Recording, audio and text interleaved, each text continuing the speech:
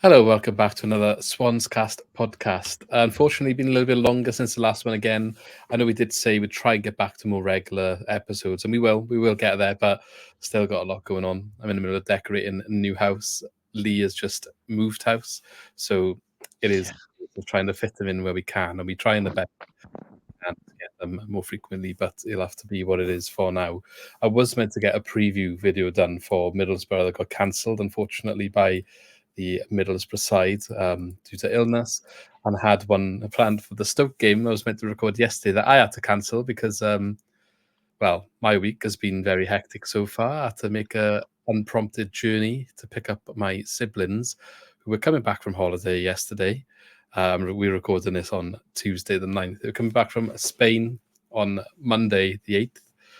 Woke up to a phone call at 7:30 telling me that they'd missed their flight and asked me to come pick them up from Birmingham for me to then take them to the car that they drove up to in Bristol, because that's where they flew from, and then home. So a little bit of a long drive yesterday, which was not planned, not in my weekly plan. So yeah, that's my week. How has your week been, Lee? I know you've also been very busy, more so with work. Oh, it's been carnage. It's like moving house and in the middle of a busy time of the year. If anyone who works in boring finance knows, March and April's best time of the year. So it's absolute carnage. I think I've aged about 5 years in the last 2 weeks. It's just carnage at the moment. So no, it's nice. It's actually nice to have a little break. Actually, I say nice little break, but we're going to talk about the Swans. So that's just I was going to say it's normally nice talking about the football, but there's let's nothing good talk to about something say else. again. Let's just talk about something else. We obviously had the last episode recorded after the derby win against Cardiff, which was a very good performance, very good result. All on high hopes that maybe it could be the start of a better end to the season, like it was last year under Russell Martin. Some people in the comments said, it can go that way, but there has been times where it's gone the opposite way and they kind of over celebrated and maybe it didn't help and it actually made things worse. And maybe that is the case this time. So we're not going to discuss in detail the games. We might pick up some bits and bobs from them, but I think we're going to talk about more themes about what's going on at the moment at the club, bigger picture stuff, and just have a general chat about the current situation. So the 3 games since we won against Cardiff were a draw at Sheffield Wednesday, 1-0, a loss to QPR at home, and a loss away to Middlesbrough. We play in Stoke, of course, tomorrow evening. If you're watching this, maybe it'll be this evening. Depends when this goes live. But what do you make of the 3 games then, Lee, since the win against Cardiff? Well, they've all been pretty poor, really, haven't they? It's last couple of years after the Cardiff game, we had a bit of a bounce after winning. We tended to go on a little bit of a run, but it was the complete opposite this time, like you said. We seemed really flat, especially in the Middlesbrough game was probably the peak. I think it got progressively worse, didn't it? From Sheffield Wednesday to QPR to Middlesbrough, I think it just got worse as the games went on. Yeah. Go on. I'll say my bit in a minute. You go on.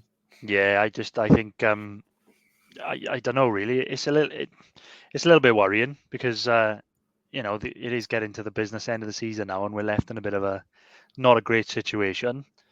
But I think luckily, teams around us they are still picking up points, but luckily we're still kind of bridged that gap because there's still a bit of traffic between us and the bottom. I think the point at Sheffield Wednesday is now massive because they're obviously one of the teams that are down there. I think that point was absolutely huge now. Yeah, because if they had won that game, they'd only be 3 points behind us. 2 points behind us, sorry. Yeah, I think luckily, that equaliser from Lewis, I think that we could look back on that and that could be absolutely huge come the end of the season. A bit lucky, not going to lie. Oh, very lucky. Massively lucky, but we'll take it. You know what? I thought we got absolutely battered in that game. That's when you say it got worse for each game. I thought we were horrendous against Sheffield Wednesday. Yeah, fair play. I will say I didn't watch all of the Sheffield Wednesday game because that was the weekend that I was moving.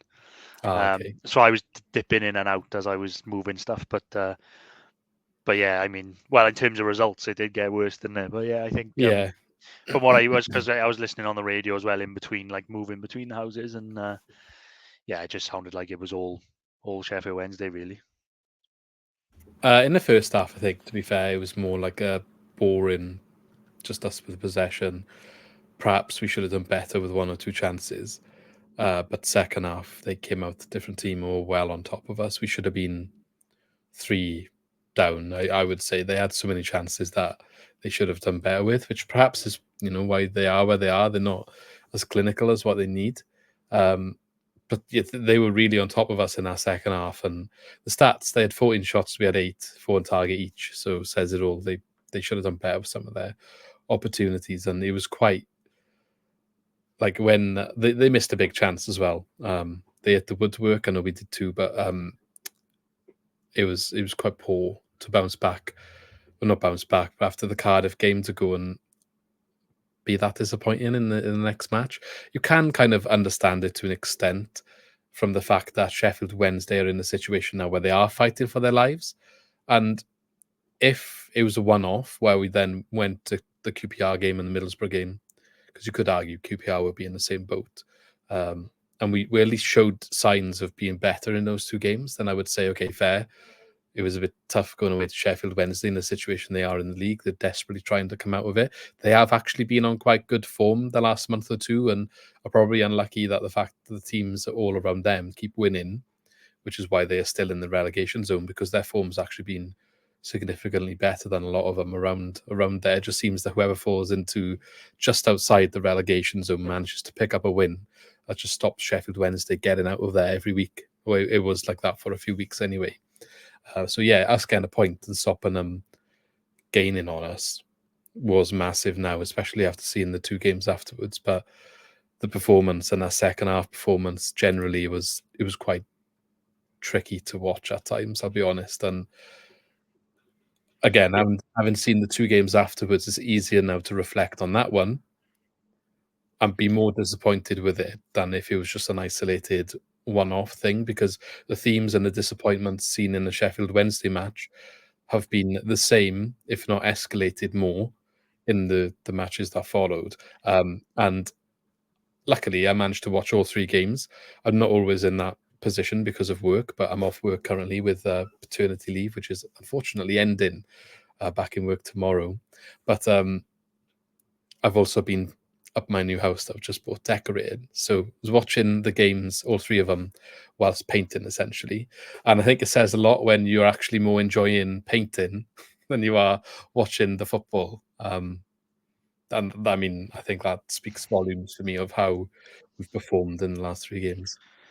Yeah, and that's why I thought the Middlesbrough game was worse, the one just gone, because that was just so dull to watch. I haven't seen a game like that in so long. I was just ready for the game to end. So it was just so boring to watch. Yeah. There was nothing to, and I think that's what's the most worrying at the moment is, three consistently bad performances in a row. Pulling us back into the mix, and the teams down there, like your QPRs and like you said, Sheffield Wednesdays, and some of these teams, they're picking up points because they're fighting. Birmingham were down. Birmingham were way down there now. They were unlucky against Leicester. I thought they were going to get a point away, and then obviously Leicester scored late. And some teams are starting to, pick up some big points where you wouldn't be expecting them to. So we can't rely on other results, which is what seems like that's just keeping us out of trouble at the moment. Just because, like I said, just because there's a group of teams underneath us, so they'd all have to win. For it to be really, really bad. But yeah, it's a bit worrying at the moment, and it's still, we're not out of the woods. And if they carry on performing like we do, considering we've got Stoke, who are one of those teams, and then we've got Rotherham, who are now relegated.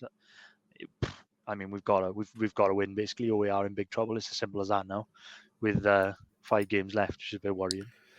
It's a massive week this week, and I was talking to the Stoke podcast I was going to do the preview with, and he was under the impression if someone can get a win tomorrow, that could be it for them in terms of like keeping the championship, for next season. So it's a massive game for both teams. So they're in the same situation with us in regards to having to fight, having to fight. If we fight, we didn't fight in the last 3 games clearly, but if they manage to come and show that they can do it. But Stoke have been fighting, I think, because they have been a little bit closer for a little bit longer. So maybe their mentality going into it, maybe it's going to be better for them. Yeah, but I said this is what I was trying to get at. There was a few weeks ago after we'd played Leeds and we'd had that really bad, hard run of fixtures, and everyone was saying, "Oh, we'll be fine now because we've got all the teams in the bottom. We had the best run in, didn't we? In terms of Yeah, like." to be fair, I was saying that, yeah.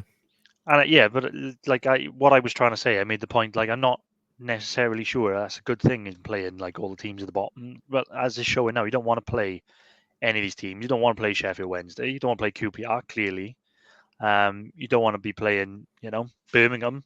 I don't think at the moment because these teams are fighting. You want to play Stoke. You don't want to play these teams. The teams you want to be playing are like your Bristol Cities and your Watfords in the middle of the table, Cardiff. Yeah, we did play Bristol City, and that was another poor game. Yeah, it was a bit further back though. And I we mean, in played the running. Middlesbrough, and they're fighting for the playoffs. Sunderland are another one. Sunderland lost like 4-0 at home, didn't they? Just because those mid-table teams are the ones you want to be playing. But yeah, I like I said, I'm a bit. It's a bit weird because we could say we're worried, but if we go and win tomorrow, and probably beat Rotherham on Saturday, it's done, isn't it? And it looks and then it looks like you overreacted. But the problem is the way they have been playing. I can't see us. I'm not confident that we're going to go and pick up these points. The one thing we have got in our favour, right? If worst case scenario we don't get another point this season, we've got a lot of teams in the way of us and the relegation zone. So you don't want to have to be relying on all of those teams not getting results as well. But I think there's a high chance that even if we don't win another game, we'll get another point this season. Not enough teams will pick up enough points to allow us to occupy one of the two positions of relegation still available. So there is, 6 teams that are below us that are not in relegation zone, and then 2 that are. And there's a lot of points that need to be picked up between all of those teams to put us in a position where we are in a relegation. So there's a high chance that we probably might be already safe, but it's still a risk to just assume that is the case because football is mad and mad things can happen. Let's think back to the day a couple of years ago, Steve Cooper, last day of the season where we snuck into the playoffs, and how crazy that was and how unachievable that seemed at the time. Don't want to be in that sort of situation where you're in 21st place and a similar sort of thing happens that sends you into the relegation zone, do you? Well, I think it's as simple as these two home games this week against Stoke and Rotherham. I think if you win both of them or get 4 points at least, a draw and a win, I think it's done. But if you lose both them games, we will well and truly be in a relegation mix, and that's how tight it is. Because some teams will pick up points this week. Looking at the fixtures, I think some of them play each other as well, so they're going to pick up points.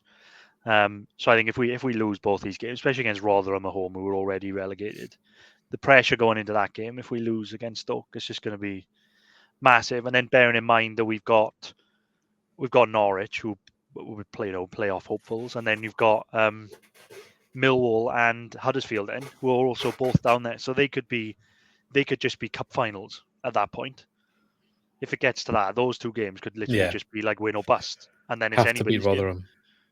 Yeah, I think they got to. I think that's an absolute must that they beat Rotherham at home on Saturday, and then if they don't, they probably deserve to be in a relegation mix. They should be treating Stoke as a must-win. To be honest, let's not even look ahead to Rotherham. No, it is. They're both must-wins, but I mean, like, just because of the position the Rotherham are in, already relegated and lost a load. Minus 50 goal difference, mind. Yeah, exactly. I mean, if we don't win that game, then I am try not to get worried, but let's just hope we get I think if we get a point tomorrow against Stoke, I think that'll keep the buffer, and then we'll still have a bit more of a confidence going into the Rotherham game. I think 49 will be enough. We're on 47 based on previous seasons and based on how this is going.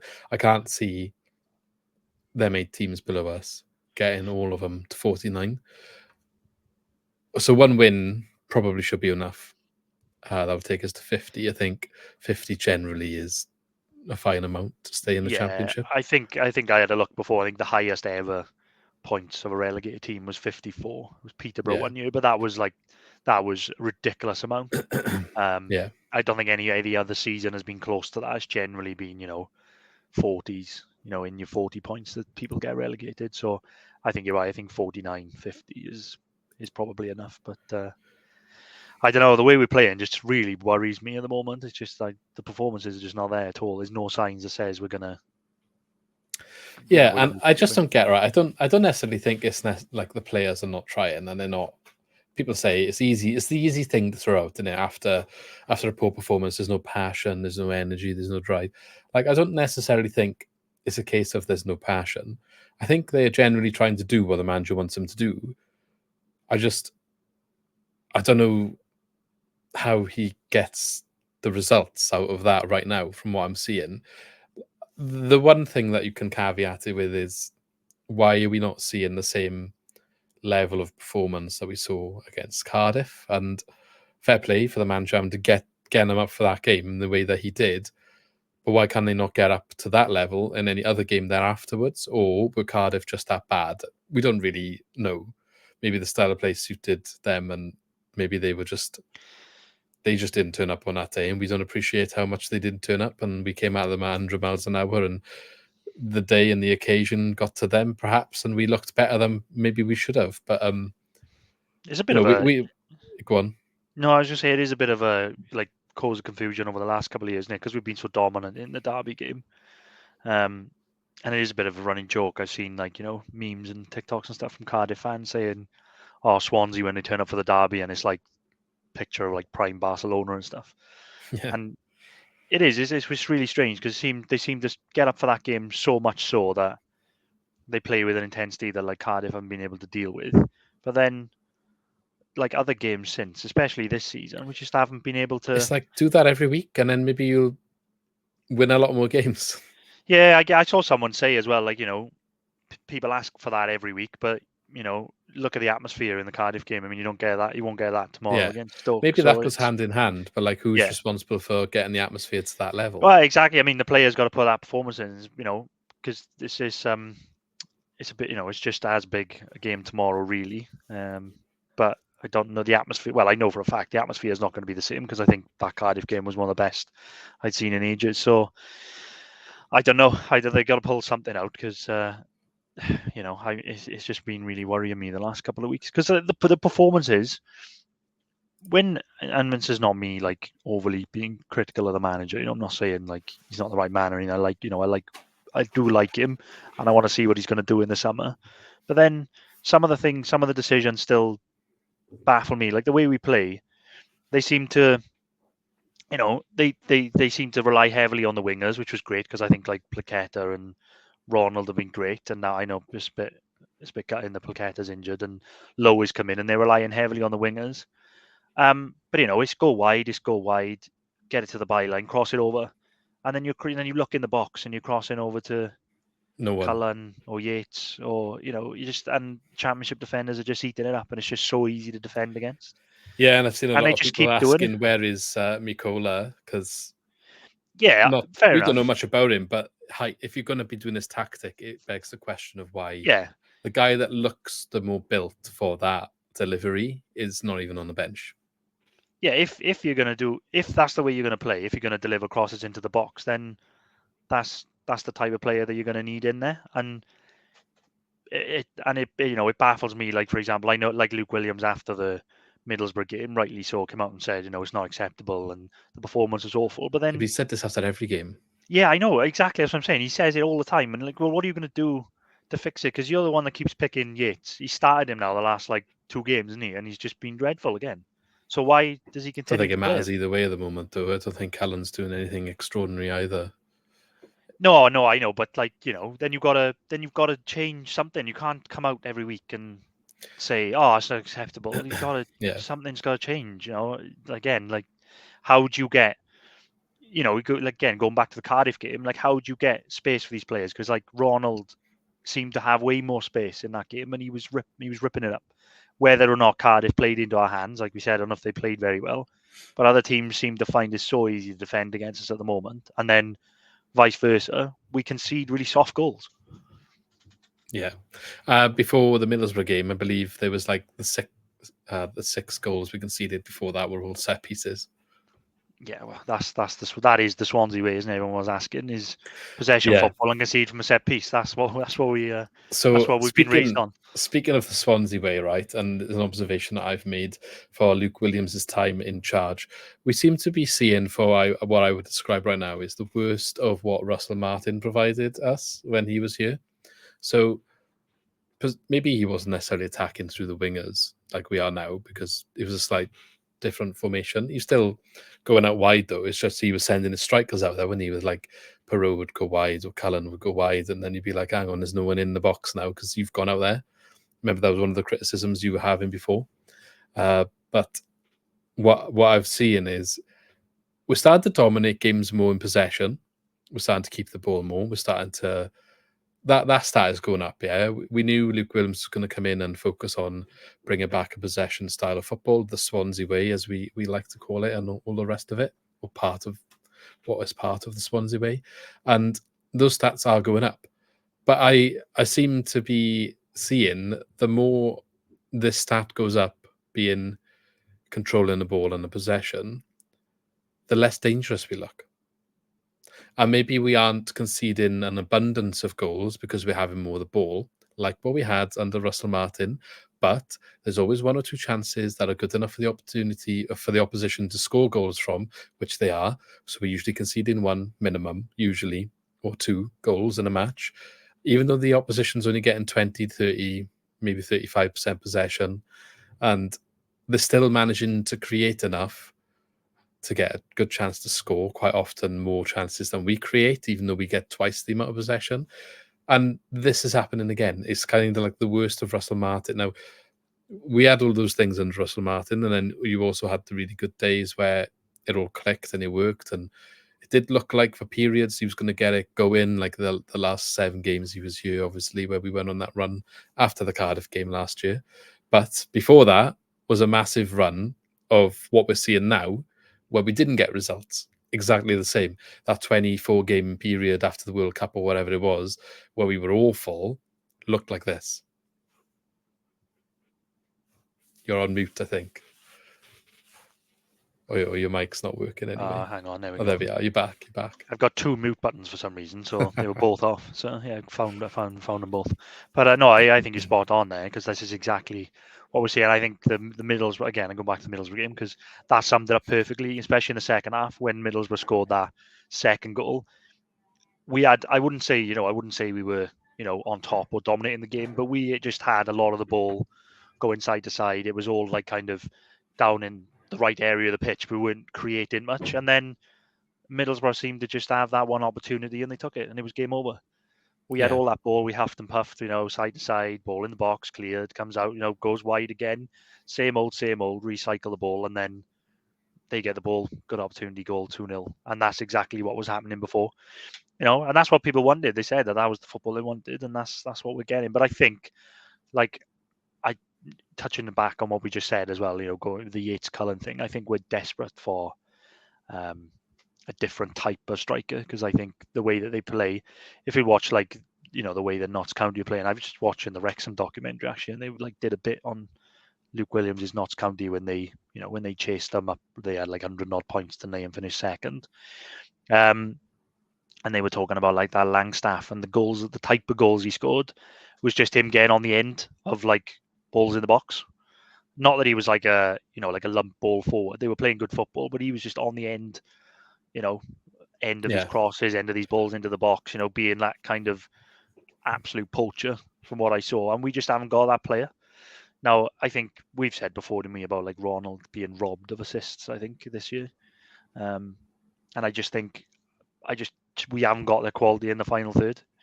And that's what's really going to cost us. We just don't get anything going sometimes. But yeah, you are right. It's very similar to what we were seeing before. I think almost a carbon copy. Yeah, I was worried about it when it changed. I didn't necessarily not want Luke Williams, and I don't like what he's doing. I was quite, I was happy with what Russell Martin was doing, accepted this as the flaws, and it's part and parcel of what he's trying to do. And if you get it right, look at Southampton's winning run, as much as they're buckling a bit now. It can work well. it is hard. It's hard work. I was worried it was a lot of hard work to change mid-season, and I know that I'm going to get so much stick for this, right? But it's in the back of my mind, like, did we just pull the trigger too soon and buckle to the fanfare on Duff? Like, I know that's going to get a lot of stick. I'm not saying that he didn't make mistakes and he wasn't he wasn't perfect. Like, he was doing things wrong.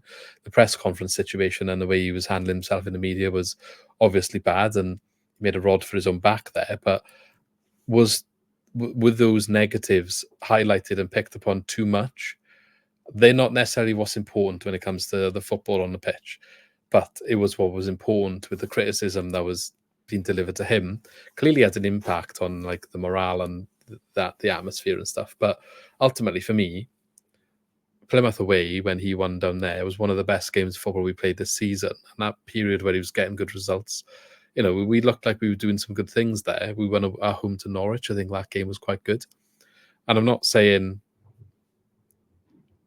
like I'm not saying that's so much better than what we got now, but I also don't think what we got now is any better than what we had then.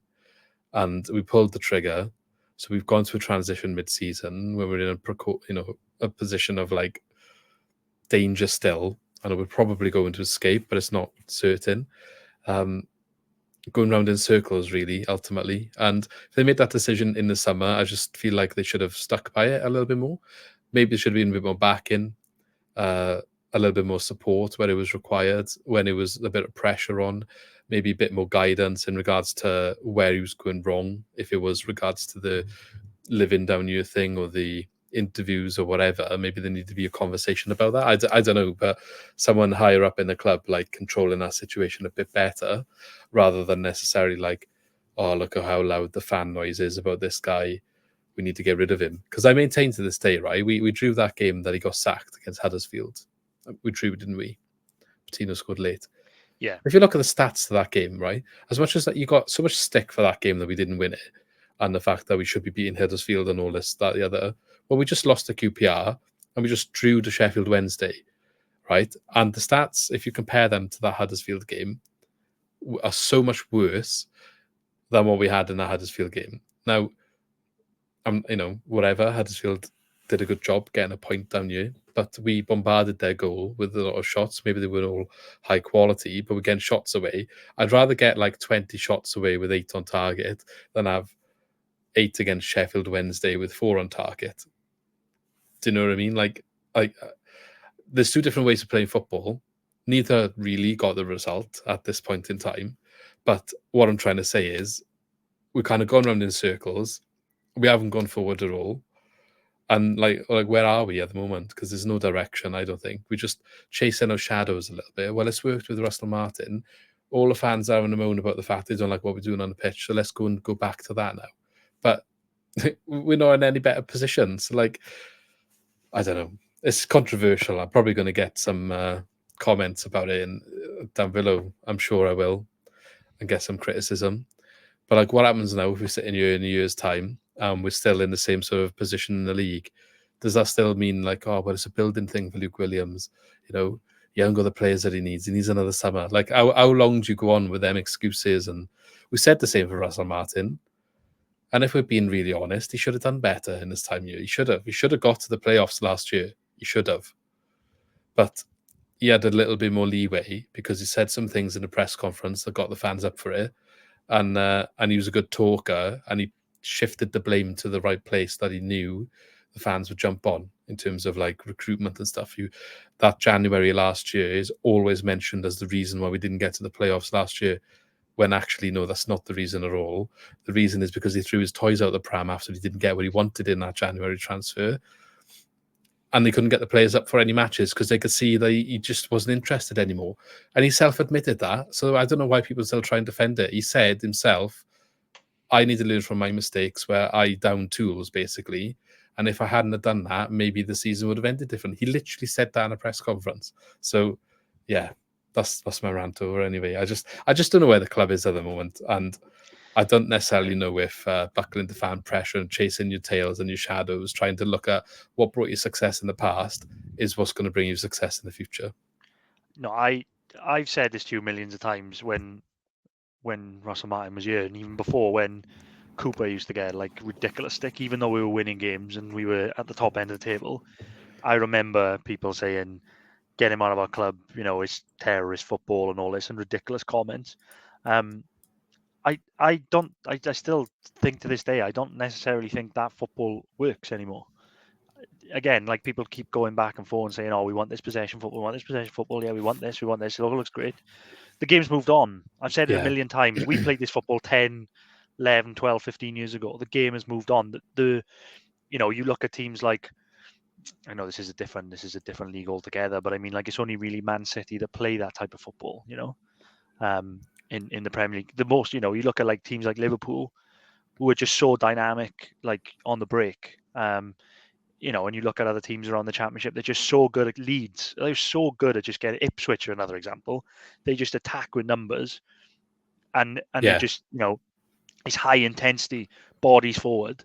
It's not just passing it around the back for passing sake. I think that type of football is kind of gone, and we're kind of trying to cling on to it. but there's Now, no excitement, is there? I know that the whole nice thing about having passing football, and there's been very good passing football teams over the years. We did a really good job of it when we got promoted. yeah, of course we did. But unless Ronald's on the ball, or the other wing, sometimes, if depending on who's starting, I wouldn't necessarily say low so much, but if Placheta is there, maybe it's a bit exciting. But if them two have the ball, sometimes they cause a bit of excitement. If they don't, it's very rarely there's anything happening on the pitch that's exciting. We're not bombarding the opposition with opportunities. We're not creating that many opportunities. We're just passing it around, and like, it's a patience game. Playing a possession-based game is patience. I understand that, and I just think it's been a long time now where we're trying this possession-based game and not seeing enough progress in the right areas. And I think when Russell Martin did it, he was okay for a certain amount of time to give him more leeway. Luke Williams come in and it's kind of reset, and we're going through the same stuff again. And I just feel like I got a little bit less patience for the same mistakes, really. I feel like that might be part of it. Yeah, I think that's fair. But I'm hopeful that Luke Williams is kind of different to Russell Martin. I know, like, those comparisons are always going to be made. I'm not writing him off by it. I know No. like I had I a know. massive rant about him. I'm not necessarily ranting about him, right? He's I our get what you're manager now, saying. and I want to back him completely. I just mean the whole situation around the club and how we got here is what I've kind of. Yeah, no, I get what you're saying. I think, like, what has happened before this, it now needs to work. Like, people have got what they asked for, and now it needs to work. Now I'm quite hopeful that Luke Williams is different, and I said, like, the comparisons are always going to be made because he was here under Russell Martin, and he's openly said about playing possession football. So those comparisons are always going to be made. But I'm hopeful now that he's got to be judged in the summer. After he's had time, like, a proper. We used to say all the time to me, with Russ Martin, Yeah. he's have a pre-season. So he's got to have that time to kind of, in 6 months' time, we could be at, sort of well into next season, and we could be sat here going, "Oh, look, this is working. He's nailed it. He's got it so spot on the way he plays. It's working. It's a mix of possession and being a bit more, direct or whatever, and it works, and we're all buzzing, and it's great." But I agree with you. I think it's got to work. We can't go back to this just like needless, like, directionless football. Like, I know people would probably go mad, but I do agree with you. I think it's got to work. I think the Duff thing, I do get what you're saying, but I think a major part of any football club is that the face has got to fit. And I think that, I think we can all agree that, like, I think a lot of the signings have not worked out at all. And people are pointing to that now as, like you said, as an excuse for Luke Williams. Like, "Oh, look, the players are not good enough to do what he wants to do." I was in on excuse for Duff then. Exactly, this is what I'm saying. Because they do like to blame Paul Watson for that more than anything, which whatever opinions are on that and where those decisions were made, if it's an excuse for Luke Williams, then it should have also been an excuse for Duff. Yeah, if it's Paul Watson's fault. If it's Duff's fault, then it's not Paul Watson's fault. So yeah, that's what I'm saying. But then equally, I think, like, Duff got a lot of things wrong, and I think, like, people just don't have patience for that. Like we said, the way he was in the media. And I understand that and I agree with that. So what's the difference now? No, but again, I know like the stats don't back it up, like you said, in Duff's last game compared to now. But I think over a longer game package, you could see that it just like wasn't very good to watch, was it? I'm not saying it was. People said it was hoofball. It wasn't quite that. I no, and you're right. I don't necessarily think it was the best football to watch, but I also don't think it was worse to watch than what we're watching now. No, Take away the good results, the wins, of course, but yeah, I agree. But we've got to see what happens. We've got to give him that time now in the summer and see what happens. But you are right. Are we better off now than we were at the start of the season? right. So Not really. I'm just gonna read out from when he went on that 4-match win streak, right, and the results we got that ultimately led up to his sacking, because when you look at it on paper, knowing what the league table looks like now, there is an argument to be said maybe it wasn't as bad as maybe what we thought at the time. So obviously we got the first win against Sheffield Wednesday, 3-0. We beat Millwall away 3-0. Beat Norwich at home 2-1, and then we beat Plymouth away 3-1. And then we lost to Leicester 3-1. Fair enough, yeah? Yeah. And if you remember back to that game, everyone was quite happy with how we played in that game. I think we were 1-0 up, didn't we? Yeah, and in the end, it was like, they were just a better team in the end, but they put a lot of effort in and we did really well. Watford, we lost at home 1-0. Harry Darling had a goal disallowed, but ultimately that was a disappointing game. Yeah, I think we should have done better there. Fair enough. We had a good spell, and that's the one there that's disappointing. We then went away and beat Blackburn 1-0. Drew 0-0 with Sunderland after having a red card. Lost to Ipswich. Drew with Hull. Lost to Leeds. Drew with Huddersfield. Got sacked. Yeah. It's not that bad, is it? On paper. Really is not that bad. Should we have a look at the results against the same teams since he's been sacked? So let's have a look. You have to remind me if I missed someone. Leicester lost, exact same scoreline actually. Plymouth, we lost at home. Hull, we actually got a win against Hull, fair enough. Leeds, we lost 4-0 at home. Ipswich, we lost 2-1 at home. Both the other games were away. Blackburn, we won again. Watford, we drew. So not really much has changed. The only one really that was different is the Plymouth result, I guess. But so like, where's the carnage? And they're like, why is no one throwing their toys out the pram? And do you know what I mean? Like, if you look at the results up to his sacking, they're really not that bad. They really, really are not that bad. So I understand why it happened. The face don't fit thing is completely the reason. Completely get it. Yep. People didn't want him from a summer, and they got their way in the end when he was gone. But I don't think he really. If the season started at Sheffield Wednesday, we would have had decent points total. The reason we looked worse off was because it took him a while to get going. But I think it's fair enough to have a bit of a grace period when he's just taken over from another man. You got a new manager in the summer, he's changed his style of play. So that grace period, we had that, and then he started picking up results. And some of the performances perhaps were disappointing, and we weren't playing the passing football that people wanted. And I don't know. It's the same here, though, isn't it? Like, we're going from one manager to another, so we're kind of in the grace period. Yeah, no, now, it is. Aren't we really? But the whole reason I'm talking about it is like, what was the point? Yeah, and you can't say it didn't work because it didn't give it long enough. Because if you look at the point, like the games I just went through, like I said, they were really not that bad up until the time where he got sacked. So like 1, 2, 3, 4, 5, 6, 7, 8, 9, 10, 11, 12 games. 5 wins. Is that all he had? Was 12 games? No, from his first win at Sheffield Wednesday. So that's 5 wins and 3 draws. It's 4 losses. It's not that bad of a record, really. No, I don't think. I don't think it was that bad at the time. But I think at the time, though, I think we were quite low down. I think if Huddersfield had beaten us, we would have been like one above the relegation zone.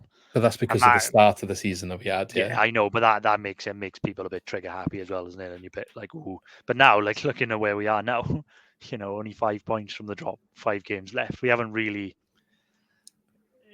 solved the problem, but it is, I think people have got a bit more leniency when someone comes in mid-season when, you could argue it's not their signings, it's not, it's not the players they wanted. Yeah. The players have been playing a different style of football in season where you've got to change it like in weeks and not like over a summer.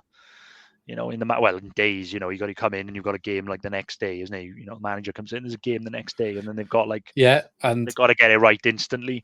So I've got my patience for that, but I do know what you're saying. I think only time will tell. Like I remember when I still think, like when we sacked, we've gone back and we said like when we sacked Guidelin, I think that was a bit trigger happy.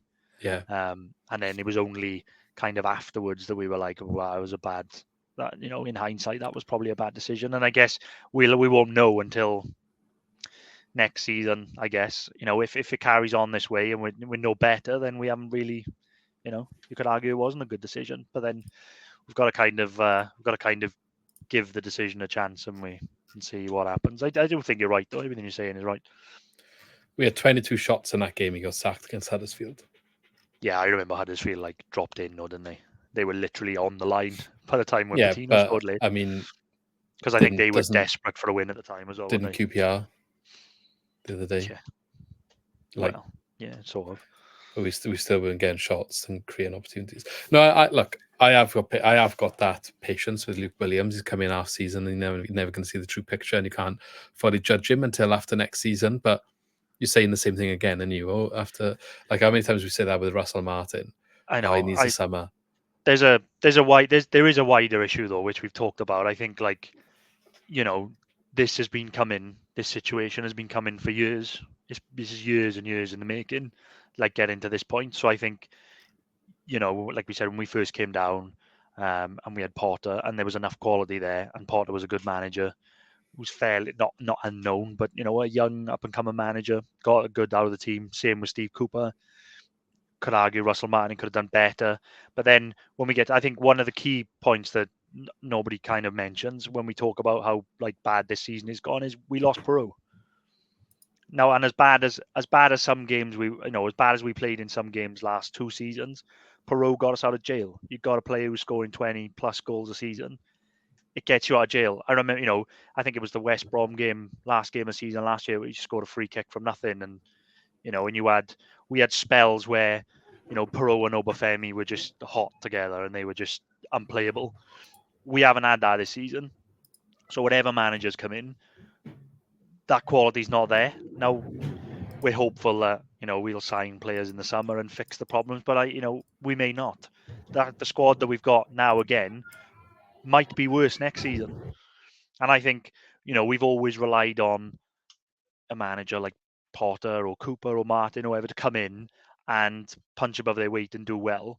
Now, when you had Duff come in, if he was playing, even though if he was playing football that people didn't want, if he was getting results, then you probably get a bit more tolerance. But I think at this point, people are just rock bottom in terms of the club, the quality on the pitch of the players. So when you've got a manager that doesn't fit, especially with the stuff he's saying in the press conference, I just think the tolerance is just way down. Now with Luke Williams, may be good, may not be good, but I think he'll always have that time because he'll say the right thing. He's a good character. He's very likable. I think people just buy into what he says. So I think you kind of got to get behind that at the moment. But then again, you're asking him to perform miracles because I think overall, I think some players are treated harshly, which we've been through, which is another conversation. But overall, I don't know how good our squad is. Where are we? Are we a mid-table team? Are we a bottom half team? I don't know what we are because that's where we've got to set the expectations. I think probably what is where we are. I think probably where we are is probably right. I think yeah, so do I. I think that's where that squad is. I think there's some good quality in there, but there's a lot of there's a lot of dead weight in the squad. Not to keep I don't know what the saying is. Saying the same thing basically. I just want to look through the transfers that we made last summer because there's a lot said about how that's the reason for the disappointing season and they haven't worked and all the rest of it. So Josh Ginnelly, you can't really I think it's not fair to say that hasn't worked. I think he looked promising until his injury. He'd be I great in can't this. foresee I that. think he'd be great in this team, though. Yeah, he would be, yeah. But what I mean is in terms of like a bad decision to sign him, it's tricky to judge that, isn't it? I think it was unfortunate, ultimately. Josh Key, positive. Yeah, I think it's Yeah. just, again, he's another one that's just been unfortunate with injury, really, isn't he? Yeah, but like if maybe take injuries out of it in terms of like just what you've seen on the pitch, what they've managed to Oh, get out of yeah. them when they've been playing. Yeah, Key is a good signing. Yeah, I Okay. can't argue with that. Jerry Yates. Yeah, awful. Right. So I'm going to die on this hill that I said he wasn't good enough for the start of the season when everyone was saying he was class. I didn't like him at all at the start all I of the will season. say about Jerry Yates is he scored 7 goals in the league. I'm pretty sure either all of them or all bar one of them came under Michael Duff. Yeah, fair. So I got more of a tune out of him. The thing is with Yates, right? He gets a slate in, right? Okay, and I do think, and again, the Middlesbrough game when he had that chance in the first half, and I don't know what he tried to do Yeah, with he that should have bad done touch. better. He must be. I think he's very low on confidence. Oh, And that's he what I was probably going is to say. fully aware of the slate and he gets week in, week out. I think his head's gone. I do feel sorry. I do feel sorry for him now. Like I think like there was times where I think Williams wanted to play him for him to get a goal and get that confidence, and I think that makes sense. But I think every game he plays now, it's just getting worse. Yeah. I think his confidence is completely gone. He may go somewhere else. Like if he went somewhere else now, he probably go somewhere else and start banging the goals in. But like for whatever reason, A lot of teams wanted him in summer when we signed him, and there was a lot of eyeballs that we had signed him. So it's not like for people to say, "Oh, Paul Watson made a mistake here." Well, half the championship wanted him. So is every scout wrong? He scored 14 goals for Blackpool last season. So like he's probably not a bad player. Maybe I don't know. Doesn't do as much as what Perot done, and that's what I think he's directly judged on after Perot's gone. But when he scored 6 goals up till December, if he had maintained that and the previous manager got sacked, right? So say he didn't get sacked and he maintained getting the same output out of him, he's matching the 14 goals. Yeah. So for the price, if he did get 14 goals and he was on target until Duff got sacked, is what I'm saying. So Duff, as much as he might not have been the most exciting forward and look always the most busy and sometimes he might look lazy or whatever criticisms people have of him, Duff was getting a decent goals per game ratio out of him, and that's there on paper. That's what I'm trying to say with that one. I'm not trying to defend Yates necessarily because I think he have been poor the last couple of games as well. He should definitely have scored against Middlesbrough. Again, it's another one that's like, I guess the face don't fit is the wrong way to say, but I just think it's just doesn't quite work, does it? I think the way he plays and probably the way he wants to play just doesn't work for us. I just think it's been a bad combination. Can't say that can't say he's a really bad player. He's been poor this year, but I don't think he's a bad player. It just doesn't work. It doesn't work, and his confidence. I think it worked better for what Duff was trying to do. We didn't necessarily see the press in the full effect as much as we were supposed to under his style of football. But when we saw the best of that, I think that's where we got the best out of Yates, like the home win against Norwich, for example. But I understand why that isn't working now. I don't think he's someone that suits a passing possession-based style at all, and he's hardly getting touches of the ball when he's on the pitch. Kuherovic. I mean, this is one I guess it's quite straightforward to say that hasn't worked for whatever reason, and the fee for a player that's played as little as he has played. I get the question marks there, but it's just obviously some other stuff going on. It's weird because he played in the Olympics the other day for Ukraine. Yeah, there's something going on behind the scenes there that we don't know about. There's more to it than he's just not playing, because And Luke Williams made a comment, didn't he? I'm sure he said something like, "Oh, stuff had happened before, yeah. Stuff had happened before I arrived, or something." So I think there's definitely something dodgy going on there that we don't know about. Maybe it's a link to the fact he's brought in and then the manager's gone, and then he was like, "Well, hang on, what's going on here? Yeah, you brought me in for this new style of football, and now you already changed." Yeah, maybe. Carl Rushworth. Yeah, he's been good, isn't he? Yeah, I think everyone would say he's been probably one of the best signings, as much as it's on loan. If you get him for another season next year, which apparently is on the cards, it's not a bad loan at all, and it's one that really adds to the squad. Yeah, definitely. Harrison Ashby. Yeah, again, I don't know. It's not really worked out, is it? It's just not one. It's not one that's exciting me. Again, not. I don't think you can say he's a bad player. It's just If you took all the injuries out of it and Josh Key was playing and Ashby was on the bench, from what he was delivering earlier in the season, that would have been fine. But with the amount of injuries both him and Key have had, yeah, it's been unlucky. It's a big factor. It's a big factor, with the performances as well. With him, yeah, with those, he was doing okay, wasn't he? At least for certain. When Duff used him quite a lot, I think he was quite poor sometimes, but there was periods where he was okay. He got better. I think Key was definitely the better of the two, which is good for us because he's actually our player. Charlie Patino. Yeah, well, you know my thoughts Tale on of two Patino. seasons. I've told you my thoughts on Patino all season. It's not working. Well, Luke Williams is the one that seems to not trust him, which is interesting. But he was playing quite a bit under Duff, and we both said we didn't think he was a bad player. Just compared to Felton, didn't necessarily deserve the praise/stick balance of the two players. That's all. But if you go back to when Duff got sacked, people were calling for him to be one of the players of the season. Yeah, I think. Well, that was one of the criticisms with Duff, wasn't it? It was like, oh, why is he not playing Patino? Oh my god! Yeah, but he was. He only dropped him like 1 or 2 games before he got sacked. Yeah, and then Sheehan done the same thing, and now Luke Williams has done the same thing, and I think everybody kind of understands why he's not playing now. But Josh Tyman. Yeah, I like Tyman a lot. I think he's been good, okay, especially since Luke Williams has come in. Then. I think he's played really well. Yeah. Bashir Humphreys. Awful. Simply, it looked like a really good signing on paper, but I think it was kind of a slow burner where it slowly came out where it was like, yeah, he's not. But I think worse in this style now. Yeah, but I mean, like under pressure, even before then. Yeah, but even before then, like when under Sheehan as well, he was just awful. It's just, again, not a bad player. Like with Patino coming from Arsenal and Chelsea, they're not going to be bad players. They're and again, they'll probably go back to their clubs and then they'll probably do something and be brilliant, and then we'll be like, oh god, they were rubbish for us. How did that work out? But from what I've seen, it's just been not good enough, especially like since Luke Williams has come in. He was straight well, and now you can tell because he's just nowhere near the squad anymore, is he? No.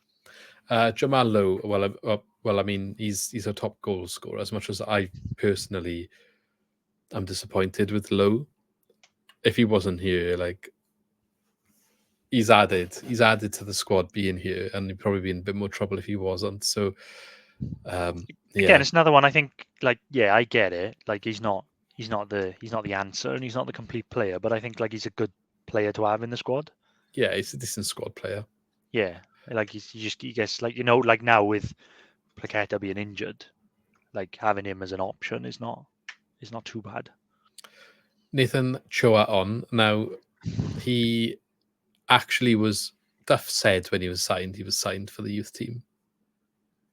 So that's when you're looking at the 13 signings that we signed, they signed him for the youth team, which is weird. It's still weird, and we never got to see him. But he did say that when he came in. They didn't really package it as that, though, did they? Like when he first signed, I think that was. No, they announced it like it was, a proper one. But in his first press conference, Duff did say he's predominantly going to be with the under-23s. I know, but the thing is, like then he was like on the bench quite a lot, wasn't he? Yeah, because we didn't have any left backs. That's why. I know, but for him to be on the bench and then even in like cup games and stuff, he never got on the pitch. So it's a bit. I don't know. It's another odd one for me. It is an odd one, but in terms of judging the transfer window, I'm just highlighting that. Yeah, it's a weird one. Yeah, maybe a waste of money, and they can be negative points. But in terms of the players, first team, he's not really in the equation. No. The last one, Pedersen. Yeah, it didn't really work out, did it? It didn't. And again, worse after Duff went. His injury issues were the biggest factor of why it didn't work out. But you and me both said ourselves when he actually played under Duff, the handful of games, he didn't look that bad. No, I think there was it the Sheffield Wednesday game at home, I think, where we won 3-0. And he played really well. I remember having conversation with friends after and saying like he was really good in that game. And then I think he got injured again and then yes, injury concerns were the problem there. Anyway, the reason we've done that, I just wanted to highlight, ultimately, the way that we just discussed every individual player there, I don't think was the same as what the narrative is about how bad transfer window we had in the summer. Yeah, I think the problem is it's like on paper they were good signings, weren't they? I don't think you can don't think we can deeply at the time, because at the time when all the signings were made, nobody said like, oh, well, maybe a few people did, but not many people were coming out and going, oh my god, like this is tragic, like, oh well, worst transfer window ever, which is what it's badged as now. On paper, it looked like it was good business, but obviously there's just been too many signings that haven't worked out for whatever reason, injuries, whatever. But it's all in hindsight, isn't it? But like, who are we putting into that category then that haven't worked out? We obviously got Kuharovic, Pedersen, Patino, Humphreys. But like, Humphreys only recently has not been playing. But yeah, but what I think this going back to what I was saying earlier, I think because our squad has progressively got worse over the years, our margin for error is less. So if we do have a bad signing, it's kind of not covered up as much. So that's why I think this season, like if you don't hit the ground running with some good signings, it's kind of looks worse. Do you know what I mean? And it's the same with the manager. Like I said, when you have like Potter coming in with that squad that we had at the time, which was a very good squad, if he gives a 6 out of 10 managerial performance, for example, for the season, then that looks good. You're like, oh, it looks good because the squad is better. Now, as the squad has deteriorated, if you get a 6 out of 10 out of Duff, then with that squad that he had, where some of the signings haven't quite worked out, then it's 100 times worse. That's what I'm saying. The margin for error in terms of signings and managers is now a lot less because of the quality that we've got. And that's the worrying thing about where we're going, is just we're basically asking for a manager to come in now, and we're asking for players to come in and just be, punch well above their weight, even more so than we did before. Yeah, I agree with that. I agree with that statement. I'm just saying, like, in regards to this excuse of the players are not good enough for Williams. A lot of them are still regular features in the squad. I just think this whole, we signed 13 players and most of them are rubbish. Paul Watson's an idiot and all this. When you go through them all individually, I don't think it's as bad as what you see when people are shouting about it. That's all. There is a couple of them that are duds. Of course there is. There's 13 players and a couple of them didn't quite work out. But there's also quite a few of them that have become mainstays in the squad, I think. Timon, Key. Yeah, but if you think taking the injuries out of it, Janelli as well, I think is a really positive one. Yeah, but if you think as well, if you go to January, bringing in Ronald and Rushworth, Ronald. I'm not sure that with some good signings in there that we've needed this season. So it's hard, isn't it? I mean, I guess you do when you are signing players, you can only be judged after. I'm just trying to focus on what the excuses that are touted about. I know what you mean. I think there's the same narratives that kind of come through every all the time now, isn't it? It's Duff's terrible football apparently, and then Watson signings, and then when we have a bad run of form, it's press the button on either Grimes' captaincy or Fulton or something. That's like the go-to. Yeah.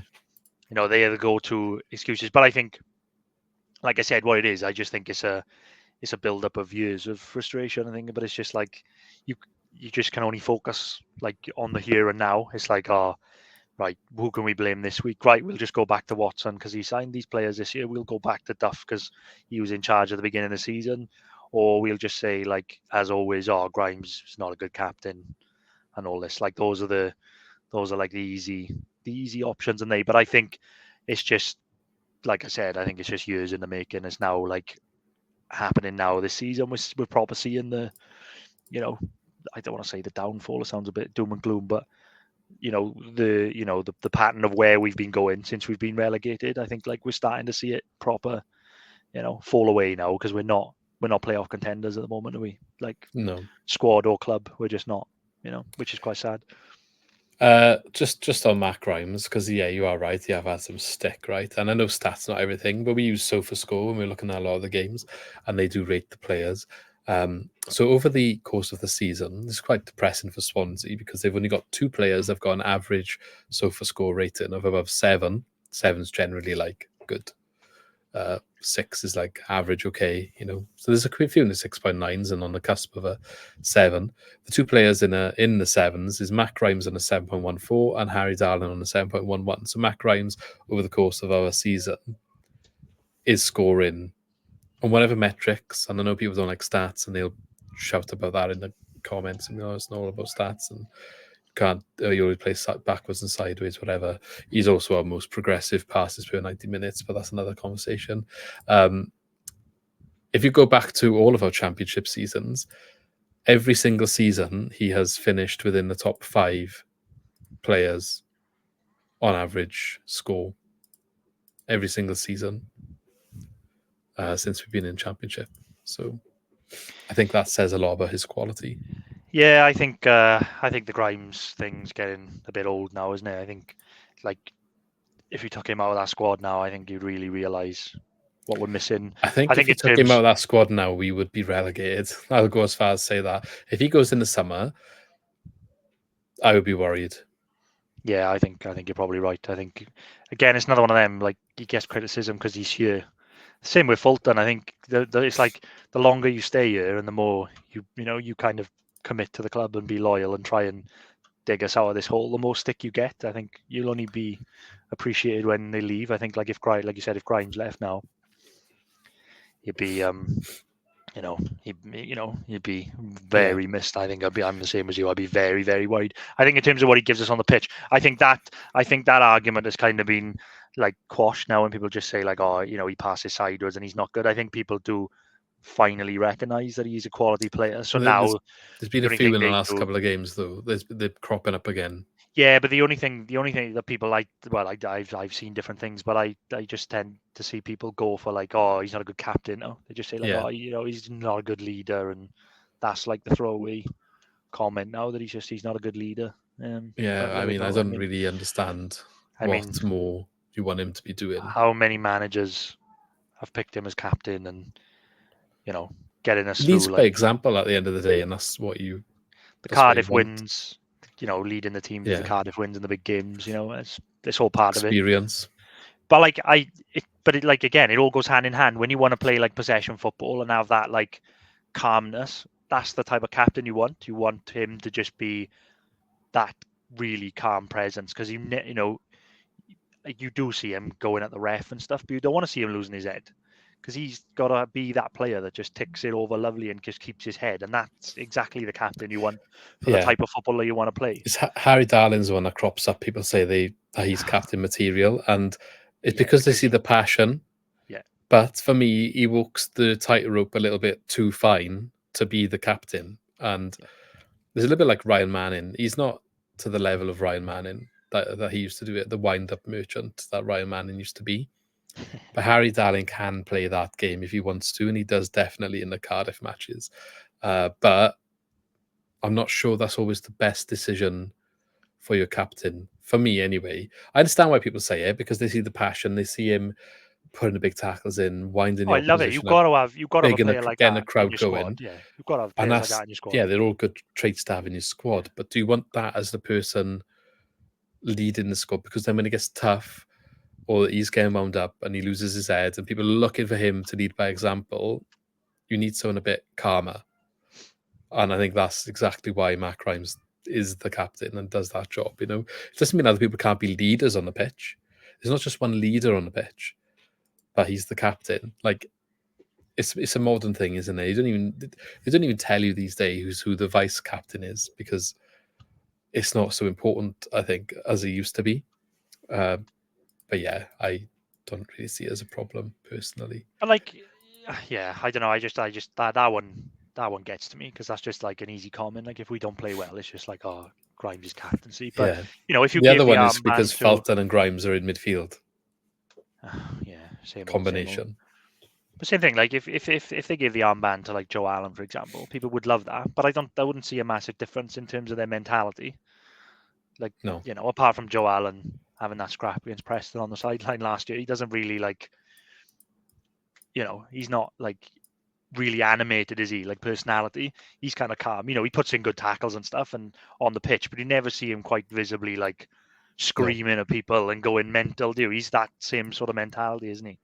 So I don't know. Anyway, Also, like but if you're not starting Felton and Grimes, right, who are you going to play?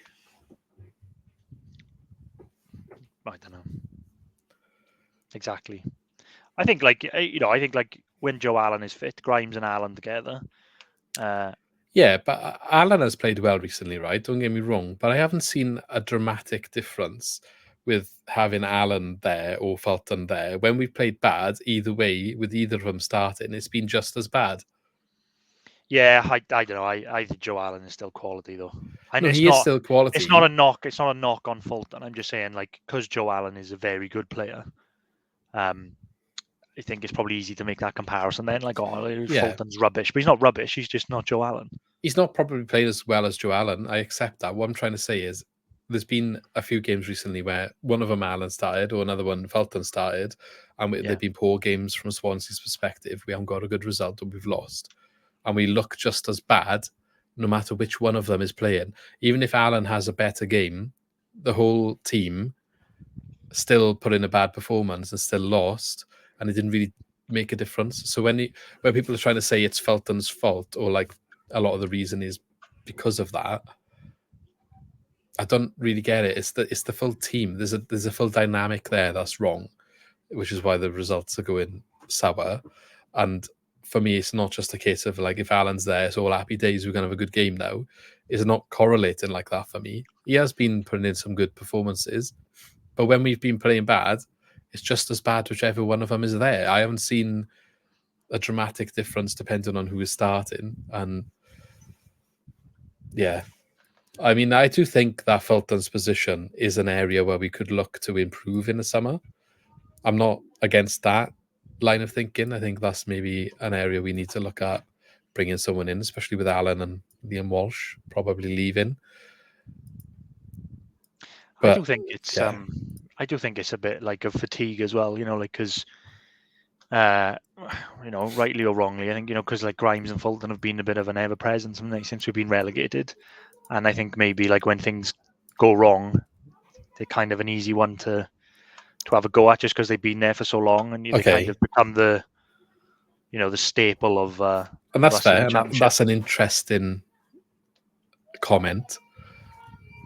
But, and I think you're probably right, but you could say exactly the same thing about the style of football. Yeah, I agree with you. I'm definitely like of the mind that I'm not really sure if that style of football works anymore. I Yeah. if you were asking me now, like I said earlier, I don't think it does. I think you've got to change the way we play.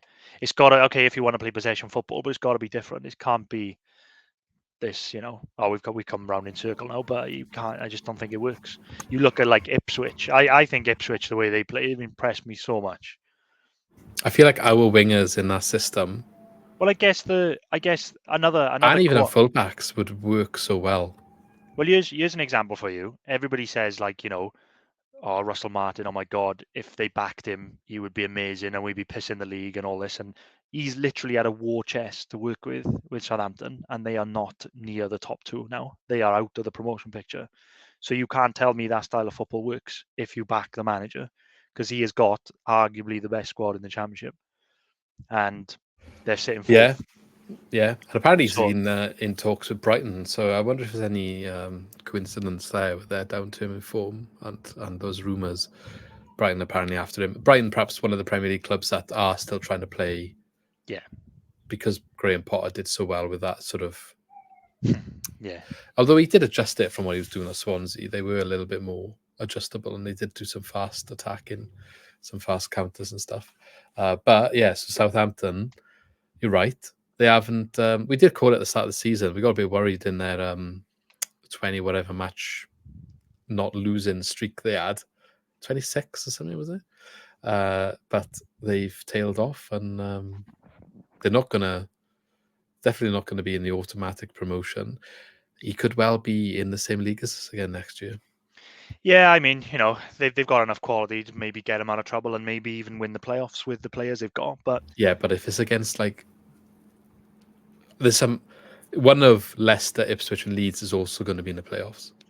Yeah, no, exactly. But the point is, it's like the argument was, if you back Russell Martin, then we'll be amazing. We'll be playoffs, promotion contenders. It'll be amazing. Now he's literally got like one of the most expensive squads ever in the Championship, and they're not winning. They're not running away with the league. So, I'm just saying in terms of like the style of football, especially in the Championship, I don't know if it really works anymore. I saw something the other day about who's your worst player in your squad, and Ryan Manning was an answer for a lot of Southampton fans. Oh wow, yeah, harsh. I mean, to be fair, they signed him on a free transfer. He's one of our best players. Just missed out on the playoffs, and they've just got relegated from Premier League. So maybe it's a welcome to the Championship. This is the quality. Yeah, maybe. Yeah, could be. Yeah, because they've still got some players in that squad that are Premier League level. So if you're going to compare him to the other, like the right back, Kyle Walker-Peters, probably is a lot better, to be fair, Kyle Walker-Peters than Ryan Manning. Ryan Manning did a good job for us in what he did, isn't he? Like, he had flaws. He was a bit of a pantomime villain, and he did good at running up and getting assists, didn't he? But I guess in a team with a lot more quality, I understand why maybe he can look a little bit short. Yeah, that's fair. Okay, let's just. We've done a lot of negative. Before we end, let's. It's not all doom and gloom. So, any positives about what we've seen, or where you think we're going with this, with Luke Williams and the direction we're going in now? Yeah, I think so. I mean, like we've touched on some of the positives. I think like Ronald and Plaqueta and some of these. We've got some good players in there. Janelli to come back, and I think and Rushworth, if he comes back next season, Wood has signed as well, isn't he, for another year? They've extended his contract for another year.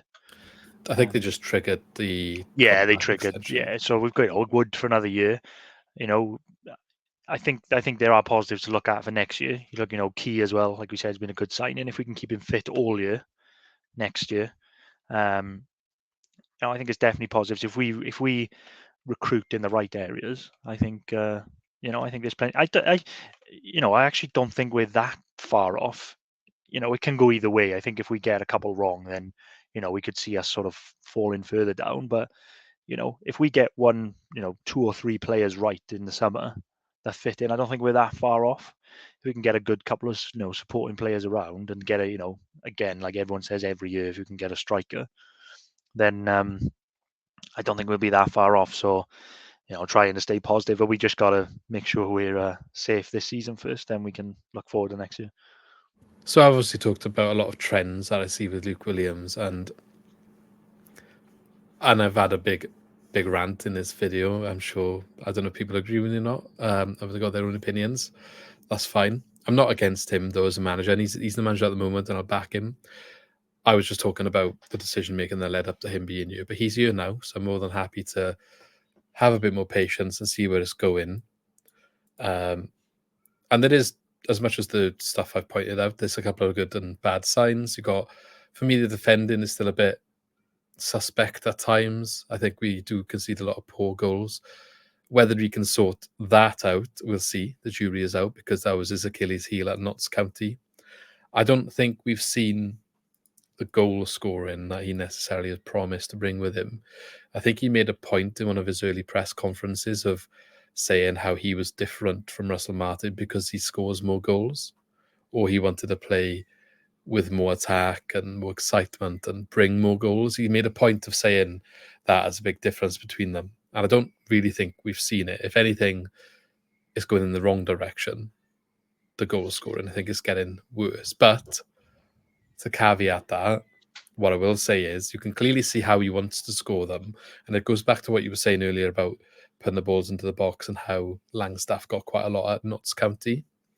If they can go, and again, go back to what you said about getting a striker, if they can get the right man in the summer, it could be, in terms of goal scoring and chance creation, one player who just fits that role could be the difference of us looking so poor as we look now to looking very exciting and just all of a sudden like we quite dangerous, because I've highlighted how little chances we created and how many shots we're not having against the teams in the recent games. But if you put the same balls into the box that we have been, but the player in there is now winning them, maybe now all of a sudden you're doubling your chances, you're doubling your shots, just because that one player's won at least the first ball, even if something comes off the back of that afterwards. If that's the way that we go in, the low crosses in, the normal crosses in, stuff like that. We haven't necessarily seen, I think, everything he wants to show in terms of like his corner routines and stuff like that as well, what he did at Notts County. So I think after the summer there will be some new stuff that we see. But I think that is the key thing, is getting a striker that can work with his system. And as much as I've criticised everything that I've criticised today, I can see how one player in that role probably could make a massive difference when it comes to how much we can do in terms of chance creation and shots and being a little bit more dangerous. And again, I think when you do have more shots, you are dominating games, you are getting a lot of chances. That might pick the rest of the squad up as well and pull a higher level out of them than perhaps where we are now, because you're chasing points now. And it's always more difficult, the more pressure that comes on you. But whereas if you're on the other end where the momentum is, you're getting a lot of goals, you're getting points quite easy. It just falls easier. And momentum can play a big part in this league. So yeah, it'll be interesting whether we can get a player into that role. Maybe they go in for Langstaff in the summer. He didn't move in January, did he? So it'll be interesting to see if that is something that happens. But no, yeah, I don't know. Maybe they do. He's top scorer in League Two, isn't he? So he's still banging. they've probably got to pay for him if they do. Yeah, I don't know if we'll be able to afford him, but because he'll probably command quite a decent fee, I'd imagine. They did say there's money to spend, didn't they? Yeah, but I don't know. Maybe they we'd have to spend offload quite a decent amount in last summer. I don't know, but there's always these investments. But thinking about it as well, like with Luke Williams, I think it's it is still transition. Like, remember when we went to Birmingham and then he played those like the wing backs really high up, and it was like really like we don't see that anymore, do we? That's he's kind of changed it. Yeah, I wonder but we were 5 at the back then, weren't we? Yeah, but I wonder if that's how he actually wants to play, and he's kind of just he's kind of just managing with what he got for now. Like, these are the players that he's got, and the injuries and everything. He's kind of just almost coasting to the end of the season. I'm not saying he is. That's not probably the mentality he's got. But these are the players that I've got. I've got to try and kind of play this way, just to try and get some results out of the rest of the season. Because I mean, if he goes and plays like say going forward, that is the way he wants to play, with the 5 and the wing backs really high. If he does that now with the players that we've got, then maybe likely we go on and just lose a few more games, even though we're losing already. But you know what I mean? Maybe what we see now is not what we're going to see next season. Still playing with a very high line, though. The commentary team in the Middlesbrough game was very... they pointed that out quite a few times. Managed to deal with it okay. They're dealing with it a bit better than they did against the likes of Leicester, Leeds, Bournemouth, for example, where really, really got exploited. But I guess that comes with getting used to it in time. It'll be interesting to see where it goes anyway. I just hope we're not in a situation next October where it just still isn't working and then we sack him and it's just the same thing again. I know I spoke a lot about Michael Duff in this video. I completely understand why people don't like him. Don't get me wrong. I just also think, I don't know. I just don't necessarily know. There's a lot of decisions that could have been different that I think no one's ever going to know how it panned out. I don't necessarily think it's they're good or bad either way. Before his appointment and after his appointment, I think there's a lot of mistakes, but time will tell where it ends up. Let's hope that they can reverse the current trend, because it's definitely downwards. I think they will. You think they will? Let's just get at least one win out of these 2 home games, and then. I just meant from the seasons now, so since Oh we got yeah, relegated from the Premier League. Oh Just, yeah, I don't know about that. I don't know if the tide will turn that much. As big job on the hands to try and I guess the aim is to try and turn us into a playoff contender again. And well, at that's the got to be the moment, end goal, isn't it? Because eventually you'd imagine they want to settle, and they put a lot of money in the first place, and they're never going to get it back if you're in Championship. yeah, it's true. We're just I guess it's how much they're willing to risk to get there. I guess so. Yeah, I don't know. I think we're a long way off that yet. I think we're a long way off. Getting back into being playoff contenders at the moment. So big job in summer. Yeah.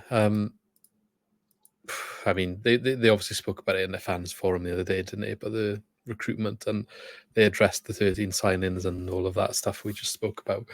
And they did say that last summer was very early in developing the system, and they feel a lot more confident about this summer.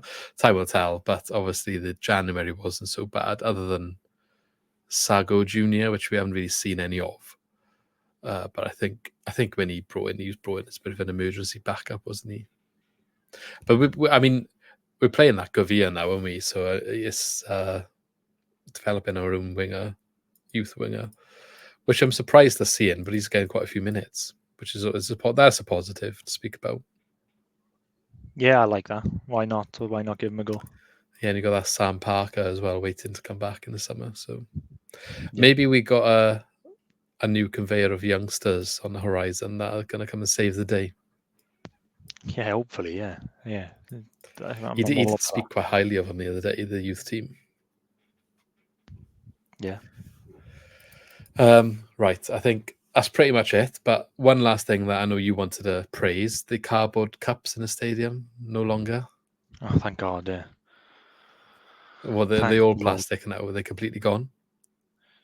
Yeah, they're all gone now. They're all the like reusable plastic ones. So it's much better, 100% better. Did they say anything on them, or are they just generic? Yeah, they just just reusable cups or like Save the Planet or something. When you go to some stadiums, it says like the stadium name and stuff on it, which is a good touch, but probably above the budget. But it's better anyway. It's much better. That's what they should have done anyway. That's what I thought they were going to do. But yeah, it's 100 times better. Do you get a discount if you take your cup back for a refill? No, I think you just there's like bins around where they reuse them. Then Missing a Trixie. Well, that counts as money off, doesn't it? So probably not in their eyes. Okay, well, thank you everyone for listening or watching, wherever you are consuming this podcast. As always, don't forget to comment your views and come at me if you want to about any of my rants in the comments below. But it would be interesting to hear how everyone thinks the current situation at Swansea is going, and maybe how you think it should be fixed and the way forward. You're happy with what you're seeing with Luke Williams? Maybe not so much, or is it not his fault? Like, what are your views? Let us know. Don't forget to subscribe. Don't forget to follow us if you're listening on Spotify or any of the other podcast platforms, and leave us a rating and a review on Apple as well, if you can. We shall see you hopefully soon in the next one. see you soon.